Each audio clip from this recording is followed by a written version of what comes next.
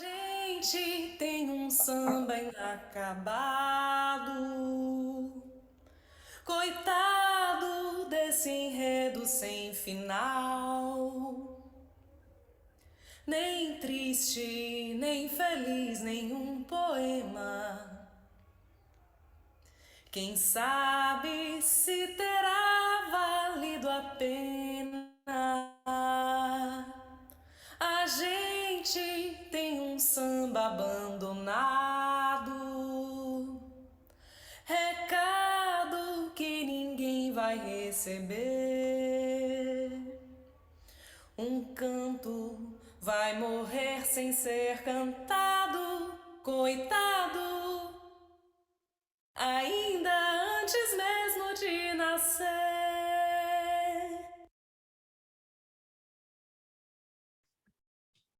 Bom, boa noite a todos. Vamos iniciando, então, mais uma noite do Seminário de Formação Permanente. Como vocês puderam ver no vídeo que passou aqui agora, que antecedeu a nossa entrada, a proposta do Seminário de Formação Permanente para esse ano é a leitura comentada do Seminário 20, mais ainda, de Lacan, né? Hoje, a noite vai ser dedicada especialmente a um comentário, uma intervenção sobre a aula 2, a Jacobson, do Seminário 20, como havia comentado. Vai existir, então, a intervenção do nosso colega Newton Cerqueira, como um produto da sua participação no cartel, composto por mim, Ana Estela Sandé, Carla Fernandes, Mário Nascimento, tem alguém que eu deixei de falar aqui? Newton, que faz parte também. Estou pescando aqui o rosto de vocês, viu, gente, na tela. Além da intervenção de Newton, vamos contar também com duas intervenções, uma de Milena Nadier, sobre os estoicos, e Luciano Matos, sobre a negentropia. Bom, a ideia de hoje é que a gente possa, a partir dessas três intervenções, fomentar uma certa conversação, o mais ampla que pudermos, a partir da letra de Lacan e das ressonâncias do seu escrito, que na verdade não é seu escrito, é da sua fala escrita e lida por nós, né? Então a gente pretende se aproximar justamente dessa ruptura epistemológica que se produz no Seminário 20, né? Permitindo a gente rever o tema do amor, eros e erosão, que dão, de alguma forma, as coordenadas também para a nossa jornada do Instituto e da Escola, que vai acontecer em novembro. Bom, eu diria que, em um certo sentido, nesse seminário, nós revemos o amor pela letra. Amor à letra, a muleta. Não seria esse o nome possível para a gente pensar a suplência ao furo estrutural? Hoje, a gente vai tratar do significante. Significante, numa certa associação com gozo. Seus usos, a apreensão genial e retorcida de Lacan aos estoicos, e o ordenamento, desordenamento, reordenamento do gozo na função do significante pela negentropia. Bom, três intervenções. Eu passo, então, a palavra diretamente ao nosso colega Newton Cerqueira, que vai trazer a sua leitura comentada de A. Jacobson, no segundo capítulo. Boa noite a todos. Antes de iniciar a minha intervenção, eu não sei exatamente se Célia Salles está aí, porque eu não consigo ver todos os rostos, mas queria começar parabenizando a notícia que tivemos hoje, que ela vai se passar a compor o novo Conselho Nacional da Escola. Eu agradeço muito à diretoria a oportunidade de poder partilhar com vocês o produto desse trabalho de cartel, com os membros que Rogério já mencionou, Carla, ele próprio como mais um, Anistéria e Mário. E, para mim, essa intervenção tem um valor especial, porque é a primeira vez, após um largo período, que eu retomo a palavra na escola. E eu faço para abordar essa aula número 2 do Seminário de Lacan, estabelecido por Millet, que Millet estabeleceu o título como A. Jacobson. Tivemos na semana passada a Lucy comentando a aula que Millet intitulou no estabelecimento do texto do gozo. Inspirado por uma expressão de Lucy, usada na semana passada, triturar Lacan, eu achei curiosa a expressão, optei por tentar escrever as linhas de força desta aula extraindo alguns trechos e me apoiando neles como escória. A discussão na última quarta-feira findou com poesia. Milena Nadier, que está aqui, vai intervir daqui a pouco, evocou a passagem do Canto de Ossanha. Escutemos a letra de Vinícius na cadência marcada pelo afro-samba de Baden-Powell. O homem que diz sou, não é, porque quem é mesmo é, não sou. O homem que diz tô, não tá, porque ninguém tá quando quer. É possível que a memória poética de Milena tenha ido até aí, até essa zona instável do dito, levada por algo que Lacan aporta na aula 2, nesta aula do seminário. O sujeito não é aquele que pensa. O sujeito é, propriamente, aquele que engajamos. Não como dizemos a ele para encantá-lo, a dizer tudo. Não se pode dizer tudo, mas a dizer besteiras. Isso é tudo. Por outro lado, sabemos, por acontecimentos de discurso no curso mesmo do tratamento, como diz Lacan, que é com essas besteiras que vamos fazer análise e que entramos no novo sujeito, que é o inconsciente. Já temos aí uma pista sobre as consequências novas do que se diz quando o significante se presta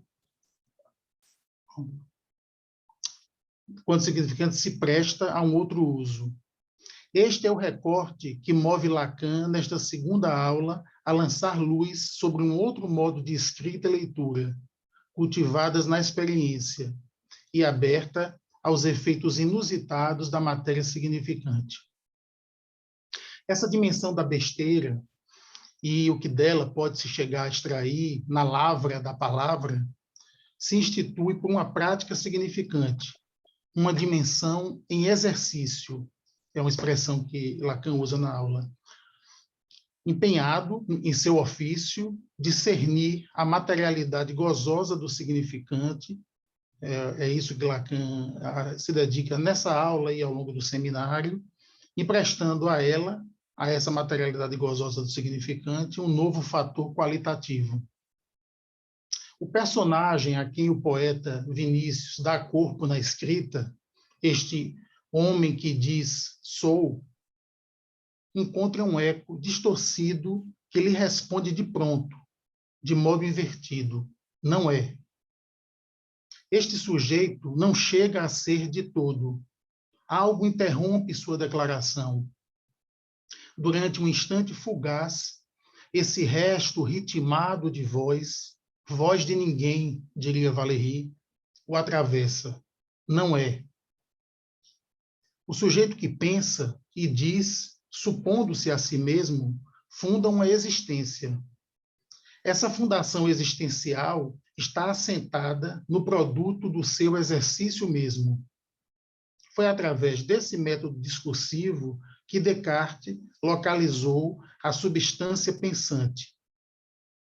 Lacan não descarta o sujeito cartesiano, mas aposta, com o discurso analítico, em deformá-lo. Cito Lacan. De saída, a substância pensante, nós a modificamos sensivelmente. Tivemos que dar um passo, que é o do inconsciente. Nesta busca por vestígios de um uso material do significante, não tão besta, Lacan vai longe nos milênios. Parte de Parmênides, mas o faz tomando seu dizer de través. Isso é, ao invés de inscrevê-lo a ele, Parmênides, no modo de produção discursiva característica dos filósofos, ressalta, no seu dizer sobre o dizer de Parmênides, o entrecruzamento entre ciência e poesia. Cito Lacan mais uma vez. Felizmente que Parmênides escreveu, na realidade, poemas. Não emprega ele, aqui o testemunho do linguista é primordial, aparelhos de linguagem que se parecem muito com a articulação matemática, alternância depois de sucessão, enquadramento depois de alternância. Ora, mesmo porque ele era poeta, que Parmênides nos diz o que tem a nos dizer da maneira menos besta. E aí a besteira já começa, de algum modo, a ser subtraída por essas intervenções, nesse caso da ciência e da poesia, no que isso entrecruzou o dizer de Parmênides. Milena, que trouxe a poesia num relance, daqui a pouco se encaminhará para um outro polo, pois ela nos trará um comentário sobre os estoicos e deverá tocar a noção estoica de elemento, tão cara ao que temos a desenvolver aqui. De algum modo, o discurso analítico enlaça esses dois polos, destacando em ambos a materialidade da letra como textura constituinte. Esta materialidade não é de todo sensível ao ser falante, pois tendemos a elidir, a apagar as pegadas e os vincos do material tecido pelo significante. É justo pelo apego com que nos nutrimos de sentido que nos entorpecemos, tão entretidos que estamos em meio ao discurso corrente. Lacan, ao tratar da besteira, deixa lá algumas passagens derrapantes, onde nossa imaginação, ao tentar alcançar a coisa, estanca, logra. Uma dessas passagens enigmáticas ocorre logo no começo da aula, quando Lacan ata a dimensão imaginativa, a expressão de Lacan, da besteira, à alteridade de uma presença que ele indica, pelo menos é assim que eu suponho, como tendo se feito nota no gesto da mãe. Ele se refere à mãe aí como nutriz, diz Lacan, que alimenta os orifícios, desculpe aqui, digo eu, que alimenta os orifícios do corpo, com a papa à mão ou a cantiga de ninar na boca. Este gesto, impregnado de um desejo obscuro, sacia até adormecer e deixa rastros que afetam materialmente o corpo. Já no fim dessa aula, Lacan aponta que neste seminário rumará em direção ao undo gozo. Agora sim, Lacan. O significante se situa no nível da substância gozante. É a causa de gozo. Deixemos esse toque de real que Lacan traz no começo um pouco à margem, como faz Lacan, pois depois talvez nos sirvamos dele, fazendo-nos sensíveis à dimensão não toda despertada por essa materialidade. Cito Lacan. O não todo que terei de articular. É a isso que Lacan se propõe nesse seminário. Diz Lacan, num vislumbre das sombras que o aguardam no caminho do seu último e ultíssimo ensino. De qualquer modo, é importante retermos essa função de apoio. Este é um termo freudiano renovado por Lacan. Essa função de apoio material subjaz ao discurso corrente, às vezes de maneira quase imperceptível, em outras, de modo perturbador. Estas são indeléveis. Essa função subjaz ao todo que imaginamos ser, nós e nosso entorno. Sim, esta função material de apoio pode operar tanto pelo discurso da ciência, quanto via poesia, quanto por uma psicanálise.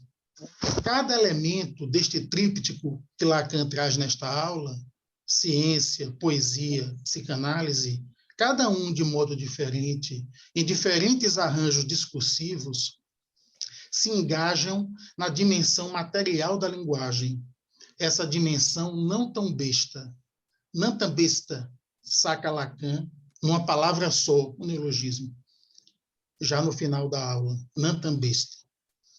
Sobre um enlace possível na prática analítica para esses modos distintos que a priori nos parecem a nós no discurso corrente disjuntos, Millet nos brindou com uma pérola clínica rara, quando, no osso de uma análise, disse: a psicanálise efetua sobre o poema subjetivo um tipo de análise textual que tem por efeito extrair daí o elemento poético a fim de destacar o elemento lógico.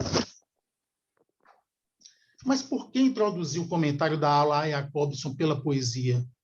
Não é apenas por um gosto particular, meu ou mesmo de Jacobson, que iniciou a partir da poética as suas investigações sobre as propriedades formais da linguagem, mas sim um esforço para fazer ressoar o impossível do escrito, que acompanha Lacan nessa aula, onde ele põe a linguística à prova viva do real do inconsciente. Já que mencionei o fato de Jacobson ter partido da poética, trago um fragmento de um poema escrito por Mayakovsky, a quem ele, Jacobson, dedicou amizade, admiração e elaboração. Ele produziu um ensaio sobre a obra de Mayakovsky logo após a morte dele. O fragmento que eu trago é de um poema chamado A Sergei Yesenin, um outro poeta, também escrito por ocasião da morte de Yesenin. Você, com todo esse talento para o impossível, hábil como poucos, por quê? Para quê? Perplexidade. E Mayakovsky conclui o poema com este verso: nesta vida, morrer não é difícil. O difícil é a vida e seu ofício. Numa análise, trata-se do esforço inaudito em tornar legíveis afetos amorfos, deixando marcas na análise, trilhamentos, por onde os porquês, os paraquês, as perplexidades da razão possam tocar o impossível de se escrever e, num consentimento insondável, materializar-se como acontecimentos que ressoam imprevistos em um corpo falante. Lacan diz nessa aula: aquilo de que se goza, isso só se goza por corporizá-lo de maneira significante. Aquilo que antes seria bestamente para nada, na árida terra devastada pelo padecimento, pelo sofrimento, no laço analítico pode estar a serviço de um cultivo singular, cultivo de um talento inédito para saber fazer aí, neste impossível que um corpo veicula por se trombar com a língua. O discurso analítico opera para tornar transmissível e satisfatório o que, aí, nas contingências sinuosas da vida, se experimenta nessa borda finíssima, impossível de escrever. Aí, o analisante terá que se virar com aquilo que Lacan alude, não nessa aula, em outro momento, fazendo equívoco com sua língua materna, raison. Raison, em francês, equivoca com razão e ressonância. Raison. Tanto razão extrema, a ser lida como o resto das elaborações sintomáticas, quanto ressonâncias, que atualizam uma satisfação incurável. Lacan, nesta aula 2, nos traz esse termo pivô, razão, e o traz sob a pena de um poeta, Rimbaud. Fragmento do poema. Fragmento é o poema curto de Rimbaud, que Lacan, nesse poema, nessa aula, ele não fala, ele não lê as linhas do poema, mas ele o faz no seminário do 15, me parece, que é o ato analítico. Lá ele se detém no poema. Há uma razão. Um toque do teu dedo no tambor desencadeia todos os sons e dá início a uma nova harmonia. Um passo teu recruta novos homens e os põe em marcha. Tua cabeça se vira, o novo amor. Tua cabeça se volta, o novo amor.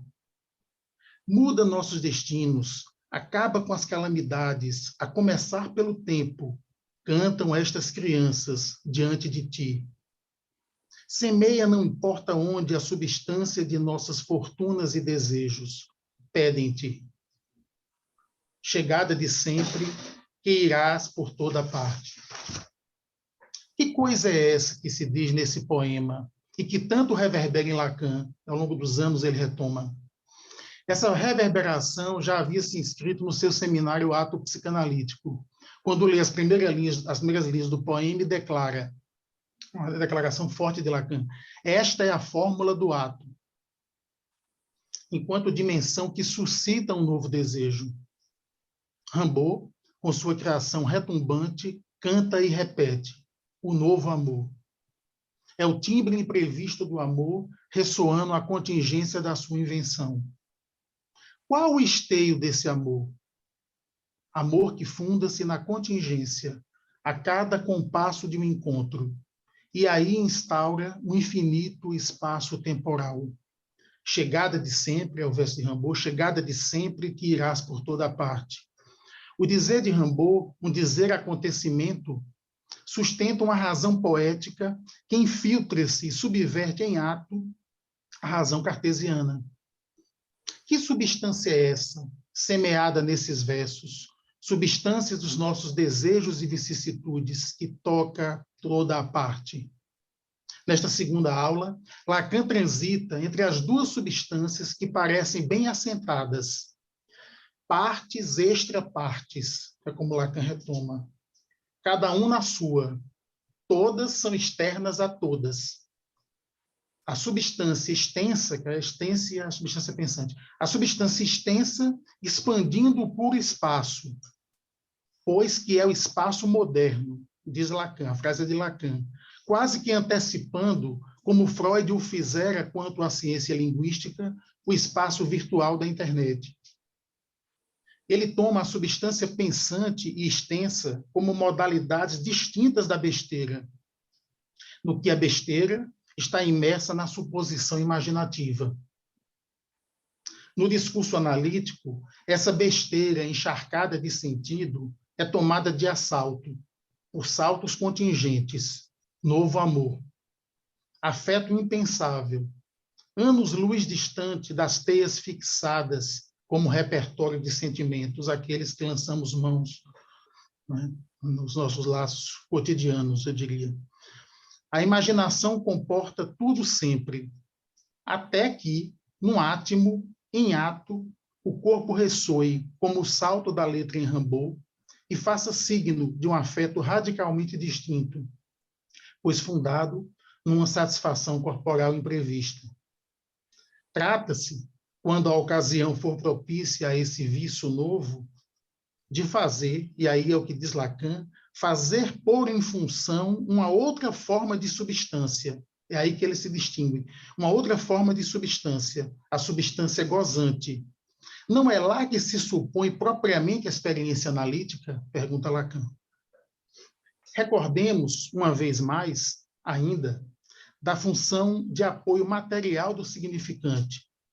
E o dito de Lacan aí, Lacan pergunta na aula, por que é que damos tanta ênfase à função do significante? E ele mesmo responde, porque é o fundamento da dimensão do simbólico, o qual só o discurso analítico permite isolar como tal na sua materialidade ressonante. Este ato de isolar o fundamento do simbólico coincide com um certo real que possa ser atingido, um afeto-efeito destacado do corpo, que goza nas consequências ressonantes do que, dele, do corpo, escapa no dizer. Lacan fala, e a frase é de Lacan, nessa aula, extração para fora da linguagem, de algo que lá está preso na engrenagem linguageira, e isso se mantém na medida em que a estrutura de linguagem engendra um referente, o significado, e engendra algo a mais, já que por um truque, a expressão que Lacan usa, truque, o que rateia nesse movimento resta por detrás, como substância apartada do seu efeito, de modo a que o significante possa ser coletivizado, apagando sua causa material. Esse é o truque da besteira.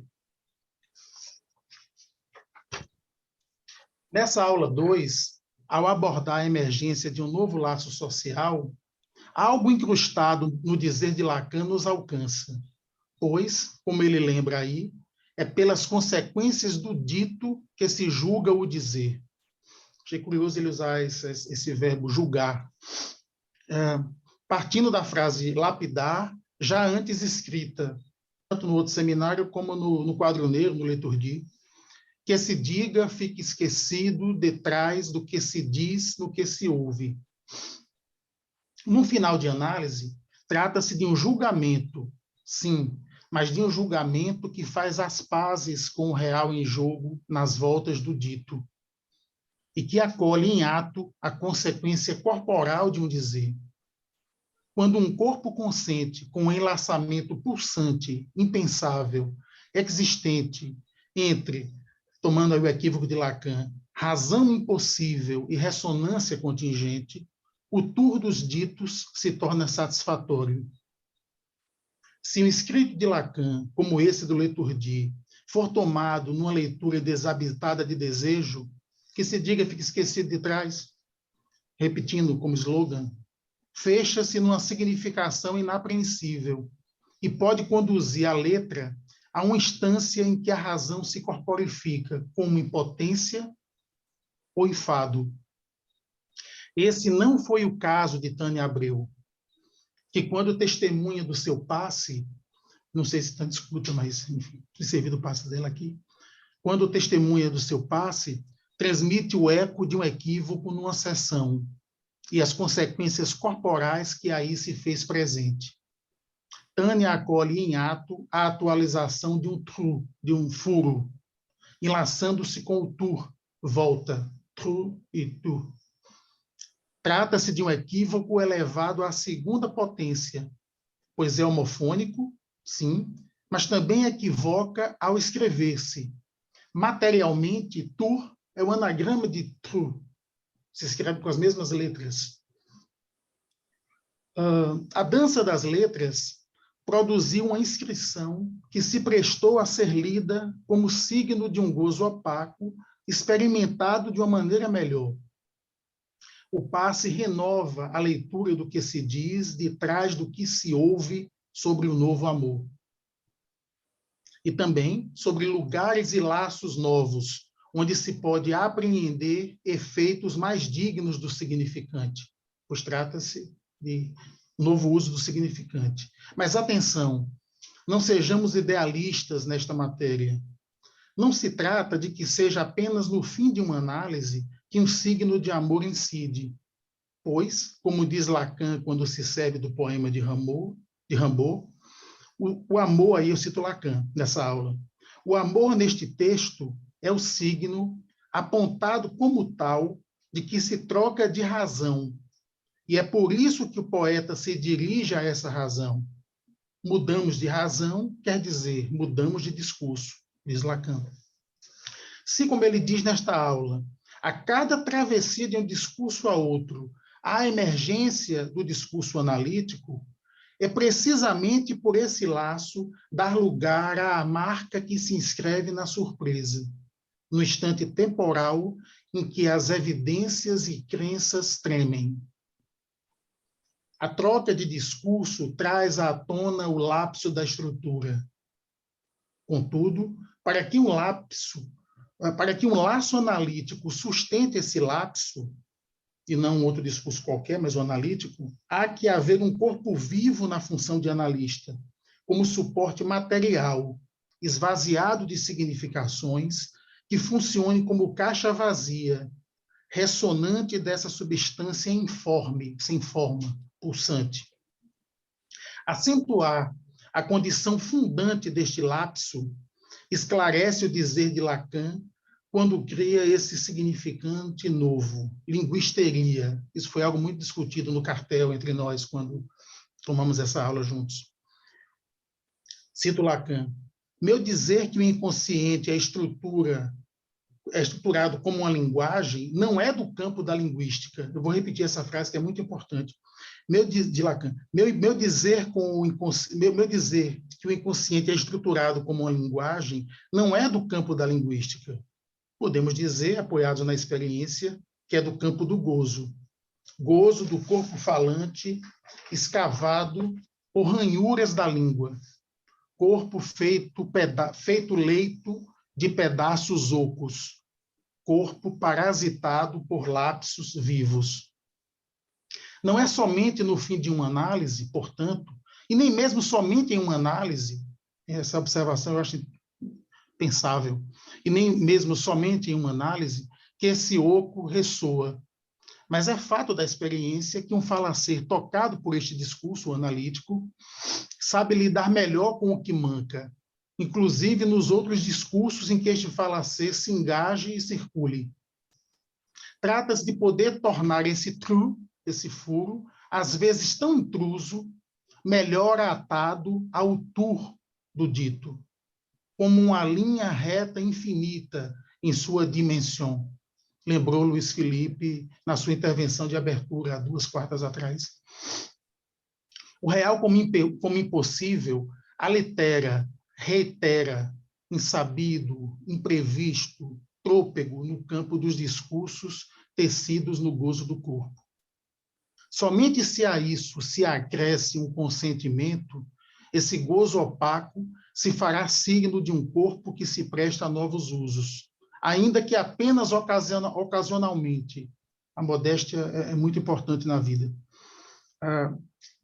Será que, assim como Lacan nos ensinou que o desejo é sua interpretação, poderíamos dizer que o amor é seu consentimento? Lacan não nos deixa sonhar tão alto, imaginando que poderíamos performar o dito. Eu uso performar aqui no sentido performativo que a linguística mais contemporânea usa. Então, não se trata de que possamos performar o amor. E aponta para uma fenda fundamental ao interrogar nessa aula. E a interrogação de Lacan, para mim, resta como interrogação. Será que o amor se baseia no fato de que o que aparece não é nada mais que o signo? É interessante realçar aquilo que Millet isolou como problema de Lacan. Acho que no seminário de Millet sobre o real. Me esqueço o nome agora. Ele isolou como problema de Lacan, que deixa a relação do significante e do gozo, que deixa seu rastro de true nas voltas do seu ensino. Aula a aula, a experiência do real na cura analítica, lembrei. Aula a aula, como se diria, sessão a sessão, já que é da posição de analisante que ele, Lacan, fala. E ele diz isso algumas vezes no seminário dele, no seminário ao largo do seminário. Qual a relação entre significante e gozo? Podemos tomar a reverberação desse problema em planos distintos. Num plano mais amplo, avistamos as respostas paradigmáticas a ele. E assim como fez Lucy na aula anterior, conduzida pelo enquadre potente de Millet, estou me referindo aos paradigmas do gozo que Lucy se apoiou. Nessa direção, este seminário 20 explora as consequências teórico-clínicas orientadas por um fundamento.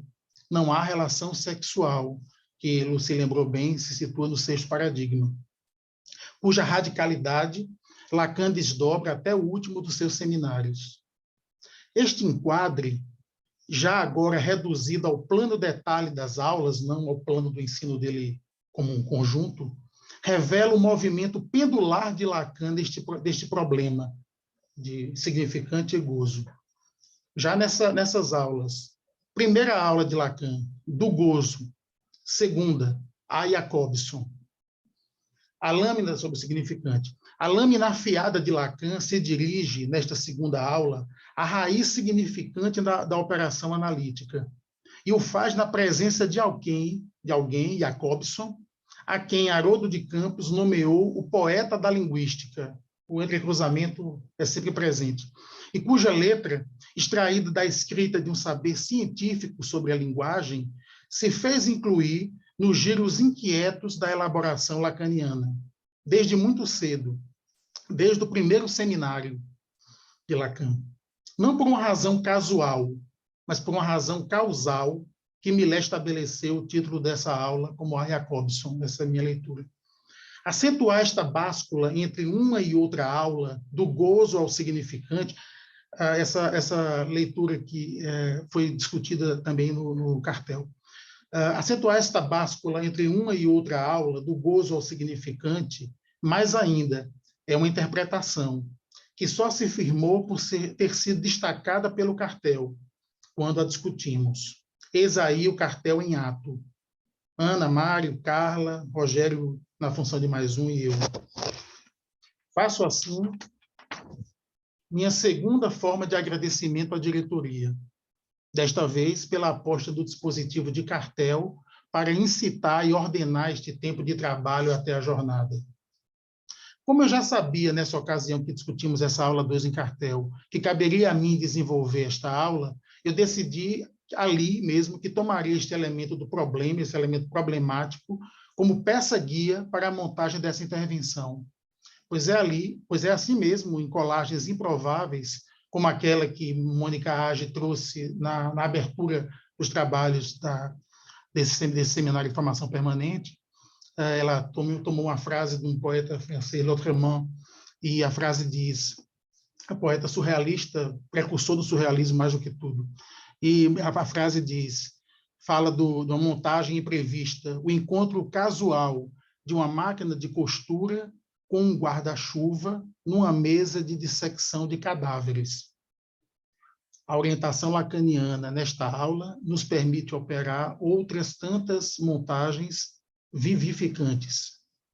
Muito obrigado. Obrigado, Newton, pelo percurso, pelo esforço de poesia e com poesia, de e com, né?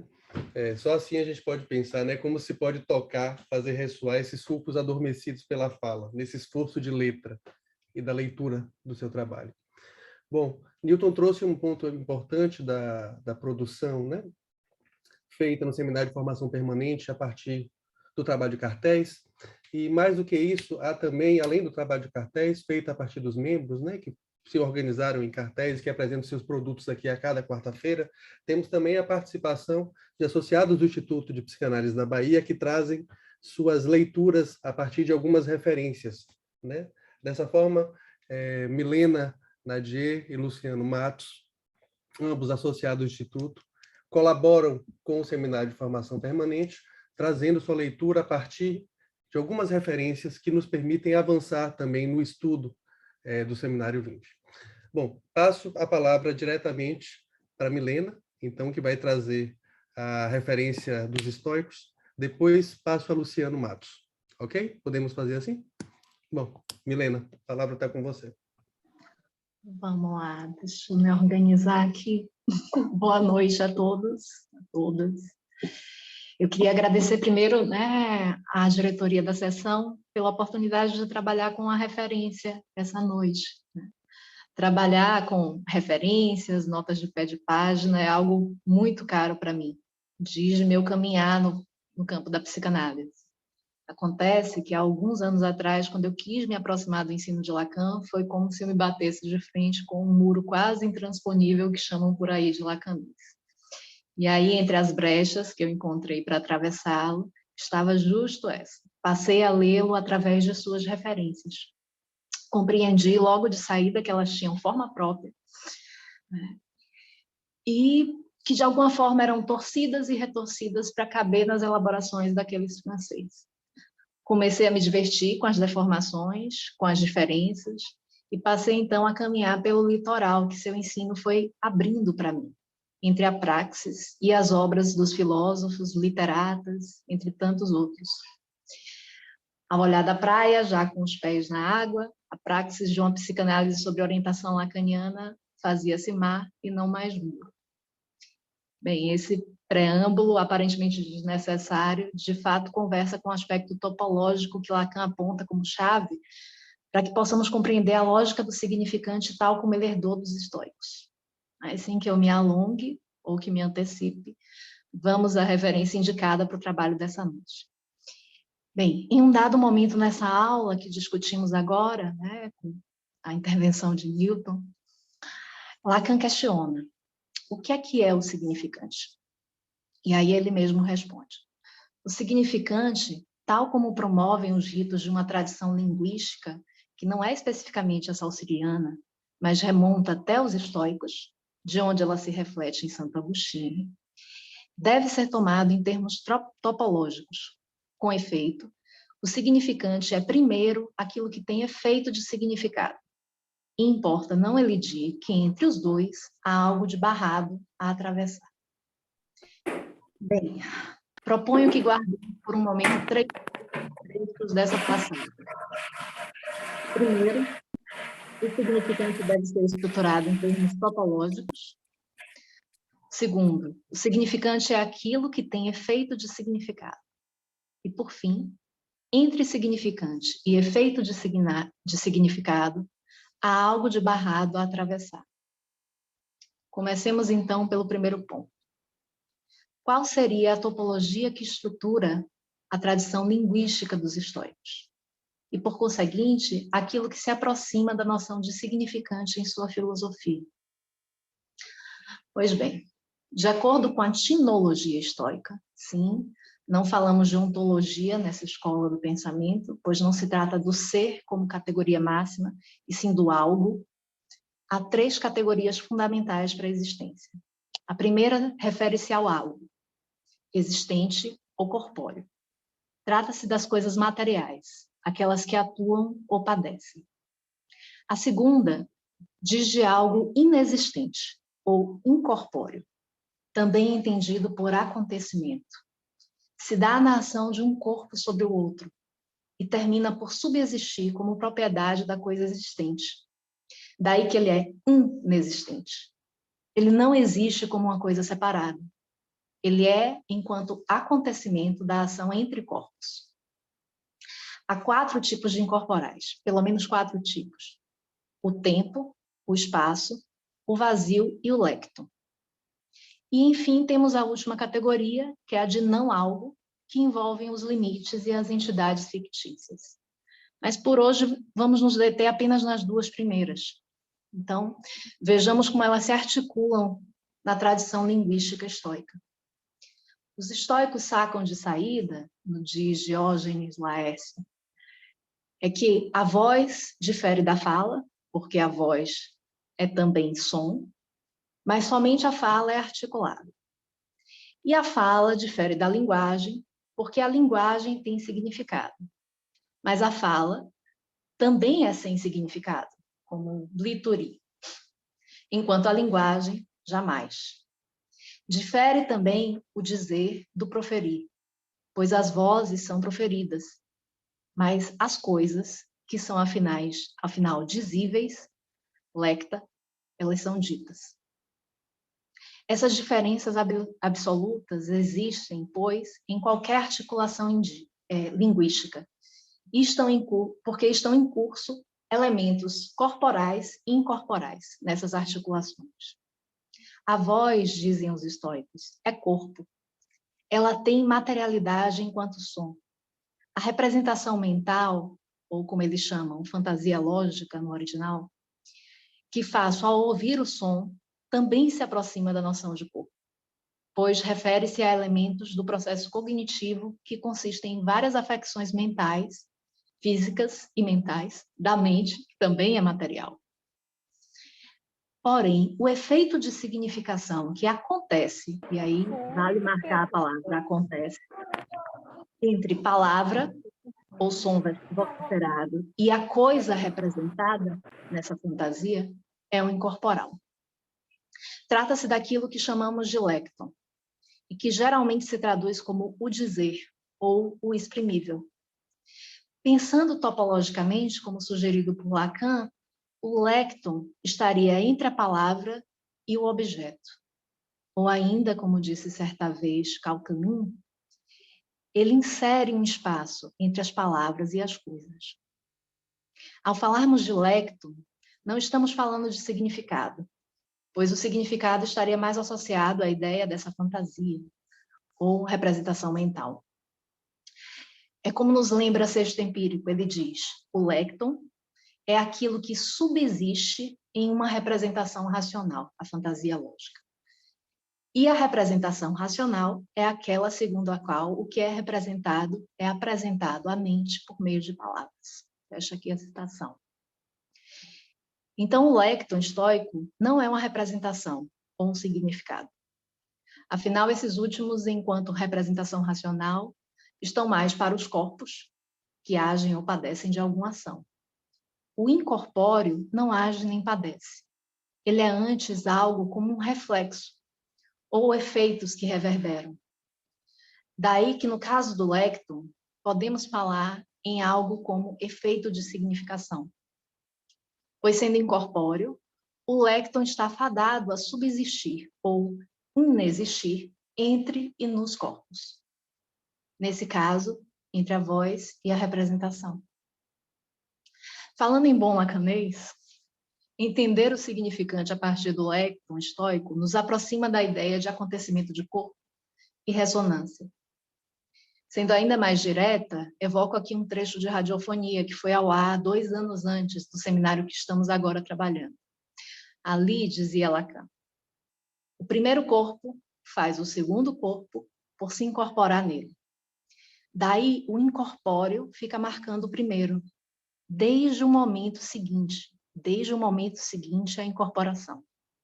Façamos justiça aos estoicos por terem sabido, com esse termo, o incorpóreo, assinalar de que modo o simbólico tem a ver com o corpo. Bem, de todo modo, essa compreensão acerca da incorporação, ela não é comum em todo o estoicismo. Zenão e Cleanto, por exemplo, entendiam que a ação de um corpo sobre o outro provocava uma impressão, uma marca, como uma tipografia. Também uma marca material à alma. Vale lembrar que a alma, nessa tradição, ela também é corpórea, ok? Ambos falavam dessa impressão como uma depressão ou um relevo, tal como uma marca feita por timbres de cera. É com Crisipo, que inclusive é citado em outra aula desse mesmo seminário 20, que nos aproximamos do expresso por Lacan em radiofonia. Crisipo argumentava que a representação não ocorria apenas como uma impressão de um objeto sobre a alma, mas sim como uma alteração da alma, produzida através da ação de um objeto exterior. Enfim, é certo que o lecton estoico não é exatamente o significante lacaniano. Porém, se me acompanharam até aqui, talvez possamos concordar que ele encerra os 2 primeiros pontos extraídos da referência, que causou esse trabalho. Ele pode ser pensado em termos topológicos e tem efeito de significado. Quanto ao terceiro ponto, o fato de que entre o significante e o efeito de significado há algo de barrado a atravessar, arrisco-me dizer que é apenas com Crisipo que Lacan encontrará uma interlocução, pois é com ele que se entende que na ação de um corpo sobre o outro, o incorpóreo, lecton, não deixa exatamente uma marca, e sim altera os corpos, passando a subsistir e ressoar nele. E aqui percebemos, e aqui parecemos atravessar os postos limites promovidos pela categorização da tinologia estoica, que separa corpóreos e incorpóreos. Pois bem, mas de que é que toda essa incursão e aproximação à tradição estoica nos serve? Ora, talvez não lhes sirva de nada, mas a mim ressoa e altera a forma como escuto um outro trecho dessa aula, no qual diz Lacan: o significante se situa no nível da substância gozante. O significante é a causa do gozo. Sem o significante, como mesmo abordar aquela parte do corpo? Como sem o significante, centrar esse algo que do gozo é a causa material?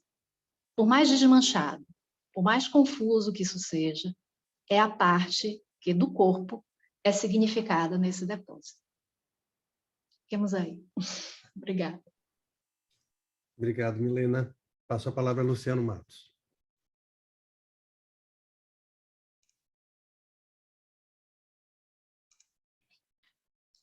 Boa noite a todos.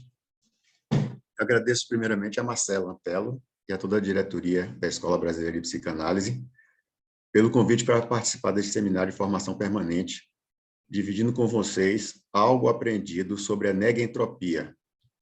O texto que vou me deter neste momento está na página 24 do seminário 20, publicado em 2008. Lacan diz: talvez que isto ponha esta questão que ninguém levanta, de saber o que é da noção de informação, cujo sucesso é tão arrasador que podemos dizer que a ciência inteira vem a se filtrar nela. Estamos agora ao nível da informação molecular do gene, e dos enrolamentos das nucleoproteínas em torno dos troncos de ADN. Eles próprios enrolados uns em torno dos outros. Tudo isto unido por ligações hormonais, mensagens que se enviam, se registram, etc. Notemos que o sucesso desta fórmula tem origem incontestável numa linguística, que não é apenas imanente, mas muito bem formulada.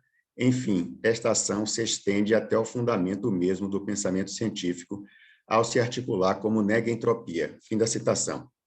Pode-se chamar de negentropia ou negantropia, conforme Lacan no Seminário 17, publicado em 1992, página 50, se referindo à forma de escrever entropia, cita: isso aí se escreve com ENT. Vocês poderiam escrever com ANT, e seria um belo jogo de palavras. A revista Science publicou no final de março deste ano artigo que estabelece o primeiro mapa genético totalmente completo da espécie humana, mais de 21 anos após o anúncio do descobrimento da sequência genética dos humanos. Até 2021, cerca de 92% do código genético humano era conhecido. Os 8% restantes continham grandes sequências repetidas de moléculas de DNA, considerada a parte mais difícil de ser traduzida e reconstruída. Este foi o primeiro grupo a conseguir transcrever totalmente o 3.055 bilhões de pares que compõem a receita da raça humana. Esse fato mostra a importância da informação no campo da biologia, confirmando o interesse de Lacan, demonstrado no texto lido.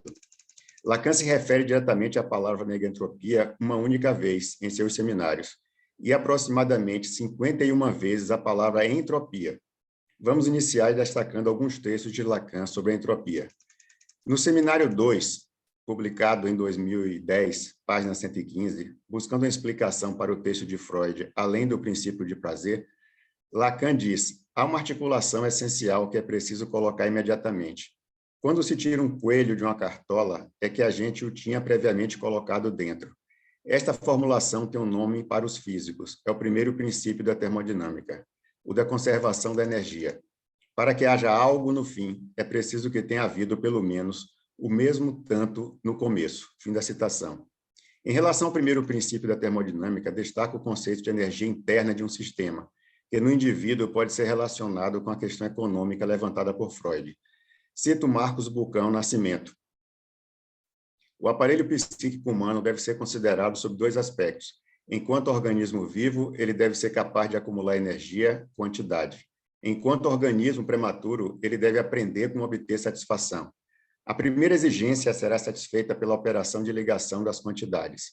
A segunda implicará uma tendência à repetição da experiência originária, que ficará desde então com o modelo privilegiado de toda satisfação futura. A operação de ligação tem como noção subjacente a distinção entre uma quantidade livre e uma quantidade ligada, uma distinção que aparece bem cedo na obra de Freud, no Entwurf, de 1895, e que permanece válida durante toda a obra. Fim da citação. Fazendo a adaptação do conceito físico ao conceito orgânico como metáfora, Lacan acrescenta na página 134, seminário 2. Volto à minha comparação com a entropia para fazer-lhe sentir todo o seu alcance. Das equivalências energéticas que podemos aprender a propósito de um organismo vivo, no final das contas, nunca conhecemos nada, a não ser o metabolismo, isto é, o livro de contas, o que entra e o que sai. Existem as quantidades de energia que o organismo assimila por todas as vias, e aquilo que, levando tudo em conta, gastos musculares, esforços, dejeções, sai do mecanismo. As leis da termodinâmica são bem entendido respeitadas. Há degradação de energia. Mas de tudo o que ocorre no interior não sabemos porra nenhuma. Por uma simples razão. Não podemos absolutamente medir a interação disto por aproximações sucessivas, como ocorre no mundo físico, sendo próprio de um organismo que tudo o que ocorre em um de seus pontos repercute em todos os outros. E a economia libidinal apresenta algo não de equivalente, porém de análogo. Fim da citação. Destaco ainda os conceitos de calor e trabalho. O calor está ligado à energia que pode entrar ou sair de um sistema e também uma forma de perda de energia de um sistema. O trabalho tem a ver com a possibilidade de transformação de um sistema, podendo ser interno ao sistema ou vir do exterior do mesmo. No seminário 17, página 52, Lacan utiliza os conceitos de perdas e de trabalho no sentido de evitar as perdas. De fato, é apenas nesse efeito de entropia, nesse desperdiçamento, que o gozo se apresenta, adquire um status. Eis porque eu introduzi no início com o termo Merluce de mais de gozar. É justamente por ser aprendido na dimensão da perda. Alguma coisa é necessária para compensar, por assim dizer, aquilo que de início é número negativo, que esse não sei que veio bater, ressoar nas paredes do cima, fez gozo e gozo a repetir. Só a dimensão da entropia dá corpo ao seguinte: há um mais de gozar, a recuperar. Fim da citação. E o trabalho como algo que é possível se fazer sobre ou pelo sistema. Lacan, ainda na página 52, se refere ao trabalho do analista, através de um saber. Essa é a dimensão na qual se necessita o trabalho, o saber trabalhando, na medida em que deriva, primeiramente, saiba ele ou não, do traço unário, e em seguida de tudo que poderá se articular de significante. É a partir daí que se instaura essa dimensão do gozo tão ambígua no ser falante, o que o impulsiona, o que trabalha nele, o que o torna de uma outra ordem de saber, diversa desses saberes harmonizantes, que ligam o Welt ao Inwelt, é a função do mais de gozar como tal. Tal saber é meio de gozo, e quando ele trabalha, repito, o que produz a entropia. Essa entropia, esse ponto de perda, é o único ponto regular por onde temos acesso ao que está em jogo no gozo.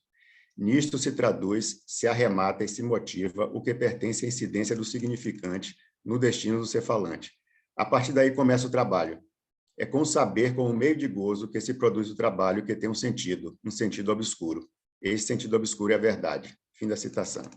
Ainda na página 115 do Seminário 2, se referindo ao segundo princípio da termodinâmica, Lacan acrescenta: o segundo princípio vou tentar fazer com que vocês o percebam de maneira imagada. Estipula que há na manifestação dessa energia modos nobres e outros que não são. Dito de outra forma, não se pode remar contra a correnteza. Quando se faz um trabalho, uma parte se gasta, por exemplo, em calor, a perda. Isso se denomina entropia. Em relação à segunda lei da termodinâmica, olhando pelo princípio da física, destaco alguns temas que podem ajudar a pensar e aprender algo do aparelho psíquico descrito por Lacan. A entropia é uma quantidade estatística. Não é algo que se pode tocar, não é uma substância física que se pode sentir ou experimentar. A entropia total de um sistema tende sempre a aumentar conforme o tempo passa. Não se conserva como conceito de energia. Traz os conceitos de reversibilidade e irreversibilidade das teorias físicas, que estão relacionados com a capacidade de prever os fenômenos em relação ao tempo e o determinismo das leis físicas. A entropia sempre aumenta no somatório macroscópico. No microestado, é possível diminuir. A negentropia é o conceito que mostra que existe a possibilidade de reordenar um sistema através de um trabalho. O trabalho que vai contra a correnteza, como disse Lacan, conforme a expressão dele como trabalho do analista. A entropia é uma função de estado e, como tal, é uma definição estabelecida pela ciência. Não se mede, é um conceito. Ainda na página 115 do Seminário 2, Lacan acrescenta: não há mistério na entropia, é um símbolo. Uma caixa que se escreve no quadro negro, e vocês estariam muito enganados se acreditassem que ela existe. A entropia é um E maiúsculo, absolutamente indispensável ao nosso pensamento. Ele é atualmente o princípio de tudo, não se pode deixar de levá-lo em conta quando se organiza uma usina atômica ou não, ou bem a um país.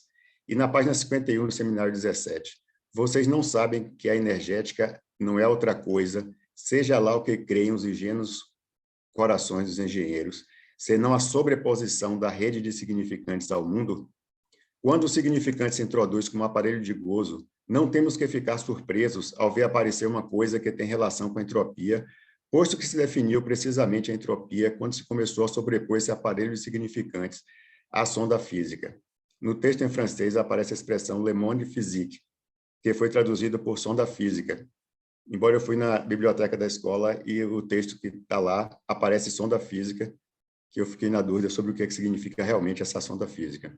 O conceito de entropia é uma criação significante na fisicoquímica. Não se mede, é uma definição. E desta forma que entendo Lacan fazendo a comparação entre a gênese do sujeito e a gênese da máquina, através da rede de significantes. Nas páginas 117, 118 e 119 do Seminário 2, Lacan levanta a questão da quantidade de informação e da quantidade de comunicação, que se estuda atualmente como a entropia de informação. Traz essas questões se referindo à necessidade das empresas telefônicas aprenderem a lidar com a quantificação, transferência e monetização das informações de comunicação. Foi a partir daí, Lacan dizendo, foi a partir daí que se começou a quantificar a comunicação. Portanto, como vocês estão vendo, partiu-se de algo que está muito longe do que denominamos fala. Não se trata de jeito nenhum de saber se aquilo que as pessoas contavam umas para as outras tinha um sentido. Trata-se de saber quais são as condições mais econômicas que permitam transmitir palavras que as pessoas reconheçam. Eis o que realça bem este fato que eu costumo salientar e que sempre se esquece, isto é, que a linguagem, esta linguagem, que é o instrumento da fala, é algo de material, como foi colocado nas falas anteriores. Lacan acrescenta que, a partir daí, do processo de codificação da quantidade de informação e de sua transmissão, surge o conceito que ele chama de fundamental, a confusão como tal, como ele chama, isto é, a tendência que existe na comunicação a deixar de ser comunicação, isto é, a não comunicar mais nada. A seguir, Lacan acrescenta na página 18 que os matemáticos qualificados para manejar esses símbolos situam a informação como o que vai na direção oposta à entropia. Entendo que Lacan está se referindo à negentropia na informação. Lacan traz um exemplo aplicado às máquinas, mas inclui o dono das máquinas no processo de gasto de energia pelas máquinas. Isto é, introduz a informação no sistema homem-máquina, dizendo que se a informação se introduz nesse circuito de degradação da energia, pode fazer milagres. Na página 119, Lacan cita o paradoxo do demônio de Maxwell, instigante questão sobre a energia de um sistema e a influência da informação na entropia e negentropia do dito sistema. No período em que se realizou o Seminário 2, 54 e 55, não se havia chegado à solução do experimento mental do demônio de Maxwell, que deu origem à teoria da informação, o que somente aconteceu em 1960 com Rolf Landauer. Outras referências à entropia, Seminário 6, página 516, Seminário 7, Seminário 10, Seminário 11, que eu deixo no texto, se alguém quiser depois consultar. Concluindo, o que seria então a negentropia? O conceito de entropia serve aos propósitos da termodinâmica de equilíbrio de processos irreversíveis, mas também encontrou interpretações em áreas distintas do conhecimento, tais como a mecânica, a estatística, a matemática, a teoria da informação, a fisiologia, a ecologia e a economia, cada qual com sua tradução deste conceito físico para as condições específicas de seus respectivos domínios. Nesse percurso, exercícios conceituais sobre o tema apontaram para a necessidade de uma nova terminologia que escrevesse uma tendência diversa à entropia. Surge então a entropia negativa de Erwin Schrödinger, a negentropia de Léon Brillouin e a sintropia de Luigi Fantapié, dentre outros. Levanta a tendência ao aumento da organização e da complexidade que se manifesta na forma de aumento de recursos e de energia disponível no ecossistema. Influenciada pela teoria da informação e pela cibernética, a biologia começou a demonstrar que a organização das informações é de suma importância para os seres vivos. É uma organização, desorganização, reorganização permanente que os sustenta. É o paradoxo da organização viva, cuja ordem informacional, que se constrói no tempo, parece contradizer um princípio de desordem que se difunde no tempo. Este paradoxo só pode ser abordado a partir dessa concepção que liga estreitamente à ordem-desordem, isto é, que faz da vida um sistema de reorganização permanente baseado numa lógica de complexidade. A vida surge da matéria físico-química na relação dialógica entre a negentropia e a entropia. Obrigado.